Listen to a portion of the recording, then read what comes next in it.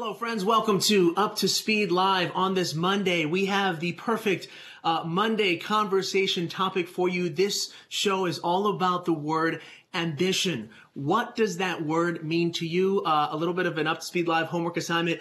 If you are watching on Periscope or Twitter, let us know. On this Monday morning, what does ambition mean to you? We want to know, and specifically, what does it mean to be unapologetically ambitious? Our live guest today will help answer that question. Shellye Archambeau is a member of our company's board of directors. We are thrilled to have her here to share her wisdom and insight. So think about that word ambition. Some news before we jump into today's conversation. As we continue to foster greater equity within and beyond our walls, Verizon has joined the Valuable 500. And you might be wondering, what is the Valuable 500? Let's take that slide. The Valuable 500 is a coalition of the world's largest businesses dedicated to driving greater disability inclusion. You can see an overview of plans here with this announcement. Expect more to come when it comes to our work with the Valuable 500. Once again, our live guest today is a member of Verizon's board of directors. Shellye Archambeau has been with our board since 2013. She most notably served as the CEO of Metric Stream Incorporated, a leading provider of governance, risk, compliance, and quality management solutions. Shellye was one of the first African-American female CEOs in Silicon Valley, but as you're about to find out, there is so much more to unpack when it comes to her life and her career path, and hopefully this conversation will help us examine our own paths as well. With that, please welcome Shellye Archambeau to Up to Speed Live. Shellye, it is great to have you here today. Well, thank you so much, Andy. It's great to be here. And I see behind you, we talk about the word ambition, being ambitious and apologetically ambitious. And you've got a book coming out. Tell us about it real quick. Absolutely. So yes, Unapologetically Ambitious, take risks, break barriers, and create success on your own terms. It's a book that comes out next week, October 6th. Very exciting. And it's really a book about how to improve the odds of getting what you want out of life, of achieving your aspirations professionally as well as personally by being intentional. And that's the key here, Shellye, and we're looking forward to kind of talking more about this book and about ambition. And, obviously ambition is a word that conjures quite a few meanings for different people. And we invite our viewers to include their thoughts on that word ambition. What does that word ambition mean to you? We'd love to hear about that. So before we get started on more about our main topic, we do want to get to learn more about your current role on our Verizon board. You chair the Corporate Governance and Policy Committee. Tell us more about the work of our board from your perspective. Absolutely. So I've had the privilege of serving on the board since 2013, I believe.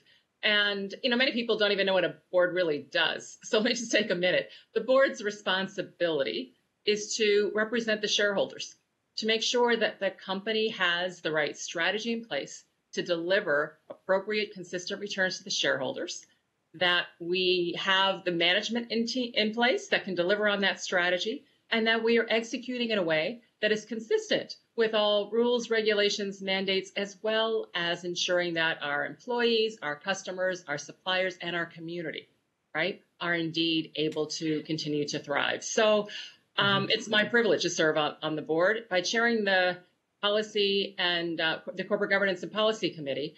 The committee actually has responsibility to really help shape what the board looks like. Our responsibility is determining and recommending to the full board what are the skills that we need to deliver on our strategy on the board itself, and recommending qualified candidates.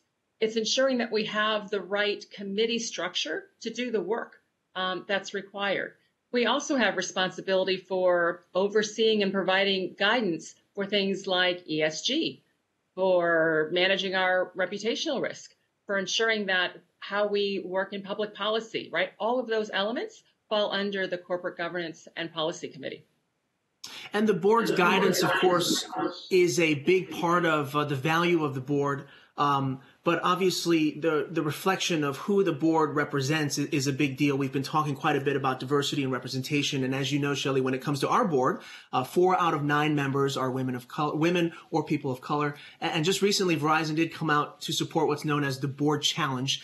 This is a movement to improve the representation of Black directors in corporate U.S. boardrooms, challenging companies to appoint a Black director within the next year if they haven't already done so. From your perspective, from your experience with boards, how can initiatives like these create that long-term and meaningful change?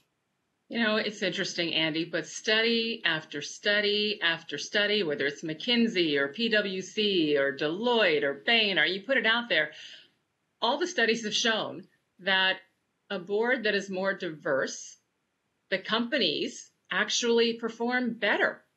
I mean, Goldman Sachs even said, we're not even taking anybody public, right? Unless there's some kind of diversity on the board. And as a result, when we looked at it, 37% of the S&P as of 2019 didn't have a Black director on the board. So the challenge is meant to raise awareness. It's to get commitment to say, listen, it's been proven to shareholders that diverse boards perform better. So let's get going here and let's get companies to sign on and commit. So it's wonderful that Verizon was one of the charter members in terms of signing. Verizon's had a diverse board for a long time. This was going on way before it became the focus. And I'm proud of that.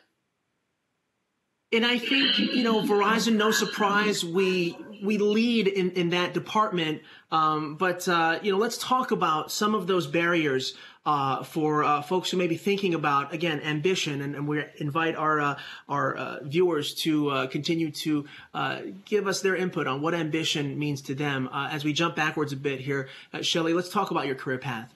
You're the former CEO of MetricStream for over 15 years. We mentioned one of the first African-American female CEOs in Silicon Valley. Before that, you climbed the ranks of IBM. You broke barriers. You took risks. In many aspects, you did this on your own terms. So how did ambition play into your recipe for success? It was critical. I grew up, one of 4 kids. My parents were nuts. They had 4 children in less than 5 years. So we were close, but we were also super competitive. And I know that competitive nature definitely played a role here. But the other was, I also grew up in a family where people made impact. It was all about, all right, you can't control what people say, what people might do, but you can control how you respond. So what are you going to do about it? And I think the combination of that, being competitive, really just set the ambition to say, okay, I wanted to create a life where, frankly, I could keep the thermostat at 72 degrees. I mean, that sounds crazy, but in my family, we lived all over the place, but mainly on the East Coast, and the thermostat never went above 68. That doesn't mean it wasn't below 68. It just never went above 68. And I was like, how much money do I need to make to keep the thermostat at like 72? So crazy things that drive you when you're a kid in terms of trying to figure out what you need to do. So ambition was just a matter of setting goals and then achieving the goals and trying to make an impact, working harder and harder so that you can make a bigger and broader impact. Absolutely. And a note from my mother. Hey, Mom, Shellye says we could put the thermostat at 72. Did you grow up in one of those families too? Of course. And Shellye, I can't help but think about my own family, classic immigrant family, here to sort of make sure that roof is over our heads, clothes on our backs. And you mentioned in the book that at 16, you had made this decision to become a CEO by age 40, which, obviously, when you put it out in the world, into the universe, big things can happen. But at the same time, I think the question might be, how did you know at such a young age to set that goal? And what were the keys to maintaining and cultivating that kind of ambition? Yeah, well, I tell you what, ignorance is bliss sometimes. So what happened was I had this fateful conversation with a guidance counselor, typical 16, junior year, whatever, you're going in to have that obligatory, let's have a conversation about what you want to do. And so I said, I want to go to college. She said, great. What do you want to do there? And I said, I don't know, honestly. I just know I want to be able to support myself. I want to keep the thermostat at 72. I want to be able to travel, eat at restaurants, all these things that weren't necessarily accessible to me. And she said, well, what do you like to do? And I give her so much credit because I said, what I'd like to do is participate in my clubs. I'm in everything, American Field Service, National Honor Society, the Key Club, the French Club, right? You name it. And I was involved, but more than involved, I tended to rise to the leadership. And I really enjoyed that. And she said, well, running a club is just like running a business. Pull people together to a common mission, get things executed. And I said, done. I just needed a goal. I'm a goal-oriented person. Just give me a goal. So I said, great, if that's what this is, I love this. So I'm going to go run a business. And when I looked around, the people who run businesses were called CEOs. So literally that quick, I said, fine, that's what I'm going to go do. So I really had no clue what that really meant, at the time, but I set the goal and I put a plan in place to go achieve that goal. And that's what I spent my career doing. And that's something that dreaming big is all about. And it's so awesome to see that. And I'll say this about the word ambition. I think in some circles, it can be a four-letter word. Sometimes we're too afraid to sort of put that out into the universe. And I'll be honest with you, I think, we made the ask on our Twitter feed here. We're not getting much in terms of what people's personal ambitions are, but it kind of makes sense, Shellye, in the sense that we tend to keep that in our hearts.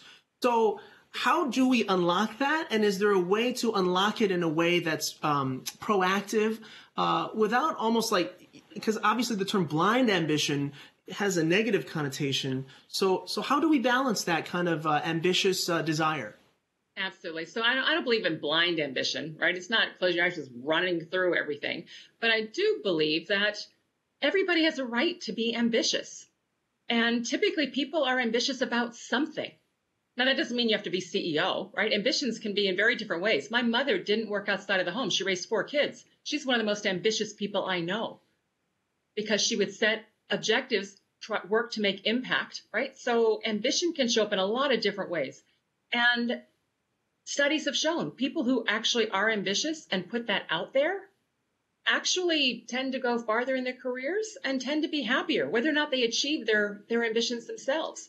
So everybody has the right to be ambitious. And the key is figuring out what you want. Just picking, what is your goal? What's your aspiration? And then to your point, Andy, don't keep it a secret. If it's a secret, people can't help you achieve it. I like to say, if you don't tell the universe what you need and what you want, the universe can't help you. Let the universe help you. Most people do want to help.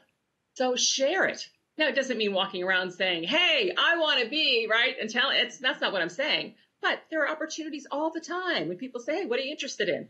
Or what do you think you want to do? Or there are times when it comes up where you can easily build it into the conversation. So share your ambitions. It's such a wonderful way to think about that, to give yourself permission to share those ambitions. And folks, as we start to wrap up here with Shellye, share some of your questions if you'd like to hear more about Shellye's perspective on the things you're thinking about when it comes to ambition. You've got a book launch on the horizon in 8 days. You sit on several boards. You're balancing everything else. Oh, by the way, you've got a family. Life is pretty busy. What does your day-to-day look like these days? And has the pandemic changed your thoughts on goal setting, on ambition? Sure. So what does my life look like right now? You're looking at it. I probably spend 80% of my day sitting right in this chair. Who would have guessed that would have happened? So yes, it is definitely quite busy right now, but but good. Absolutely good. One of the benefits, frankly, of the pandemic is I thought I was going to be traveling for like 5 or 6 straight months. And that's a lot of wear and tear on the body. So now I'm not. The wear and tear on the body is just trying to get out of a chair and move, right? So anyway, so that part's been positive. The issue in terms of, focus around being able to communicate, I've been able to talk to a lot more people from, frankly, all over, which has actually been quite a fun. And for those of you that are thinking about questions, question and answer is my favorite part. So please throw out some tough ones for me. Well, we really appreciate you answering these questions. Let's think about family for a minute here, Shellye. We've got a lot of moms and dads watching and balancing so much outside of work. Within the family structure, what does ambition look like when you're making sure that your kids are doing okay and your spouse is doing okay? Any tips and any advice for our families out there? Absolutely. And you touched on something a little bit, so I have to highlight it. You talked about balance. I really don't like the term balance. Balance, to me is a fixed structure, right? Fixed structure, two bars, balance, even on all sides at all times, work and life balance. No, life looks like this. And we know that today more than ever. So I think it's very much looking at your personal life, your professional life. You put it together. You're one person. And then you look at your priorities across the spectrum and get your priorities done, whether they're professional or personal, at whatever time it is, your priorities. And right now, that is so important because we're all trying to interweave so many things together without the help we normally have, without the infrastructure that normally exists. And it's hard. It's hard. So give yourself permission to figure out what are your priorities, how do you get it done, and then figure out how to weave it all in to get done what you need to get done. And the rest of it, you got to let it go. It's okay if as straight as normal. It's okay if you're ordering takeout more than cooking. It's okay. You know what I mean? You do the best you can, and it's okay. I love it. The tapestry of life. Don't think too much about balance, but think about that structure there. Shellye, as we begin to wrap up here, I want to make sure for folks who want to reach out, where can they find you on your social channels? And once again, the book, Unapologetically Ambitious, coming out October 6th. Tell us more about where folks can find the book as well. Absolutely. So social handles first. I'm very active on LinkedIn. Feel free to follow me there. I'm also on Instagram and Twitter. I'm Shell, Shel, Archambeau on both of those. And with regards to the book, you can go to www.unapologeticallyshellye.com. You can order from there. There's also some excerpts up there and information about the book. You can get the book on Amazon or support your local bookstores and order it there. Looking forward to reading that book. And Shellye, I must say, I'm going to call an audible here before we wrap up. We did get a question on Twitter here. This is from Janine. You talked about sharing your goals. Who do you share your goals with? Everybody. Everybody. And I know that sounds a bit crazy, but it's true because you never know who can help you. I've gotten help by a neighbor. At times I've gotten help by people that you wouldn't think of because we happened to talk about what I was interested in. I got my first nonprofit board seat literally as a result of a informal conversation, right? So you never know. It's okay to always share your goals because you never know who can help you. But definitely with your boss, your mentors, even coworkers, people in organizations that you're engaged with, a lot of people can help you. Absolutely. You're getting all kinds of great love here on Twitter here. Folks are looking forward to reading that book. The book is Unapologetically Ambitious. Shellye Archambeau, thank you so much for your time today. We appreciate hearing from you. Absolutely. Thanks so much, Andy. And until next time, you're up to speed. Oh, wait a second. You know what? Hang on a second. Not yet. I've got to. Well, no. But this is good. It's a reflection of how ambitious you are. But matter of fact, you know what? We're going to go back to as soon as I go through a couple of little housekeeping items. So hang on tight, Shellye. Okay. So tomorrow, we're going to be live on Up to Speed. Once again, Hans joins us from the Leadership Forum. So let's take that slide there. Please join us back here tomorrow, noon Eastern, for the latest from our leaders live on Up to Speed. We'll be talking about how we're going to be goal setting and finishing fourth quarter strong here. Also, Wednesday is Up to Speed, Up to You time. So that means use that time wisely. And here's what we've got planned for Thursday. Let's roll that video. We are dedicating our Up to Speed time slot on Thursday to showcase our next Women in Business conversation. Please join our Verizon Business Group CEO, Tammy Irwin, as she leads a great discussion with leaders from the sports industry, including National Women's Soccer League Commissioner Lisa Barrett, NHL Senior Executive Vice President Kim Davis, and NFL Chief Revenue Officer Renee Anderson. Quite a few great voices that'll be a part of that conversation, so please don't miss that. Again, that's happening Thursday. You can watch here, noon Eastern, on Up to Speed. And that that is it today. Hope everyone feels refreshed and ready to take on this next week. And Shellye, I'm going to leave the floor to you as you wrap things up for us. Shellye, thank you again. Really looking forward to making sure that our team thinks about ambition and gives ourselves permission to think about that. You've really given us a wind in our sails, so thank you. And the rest of the show is yours, Ms. Archambeau. Okay, thank you. And just that you all know, I jumped the gun on my own wedding vows, so it's just what I do. And until next time, you are up to speed.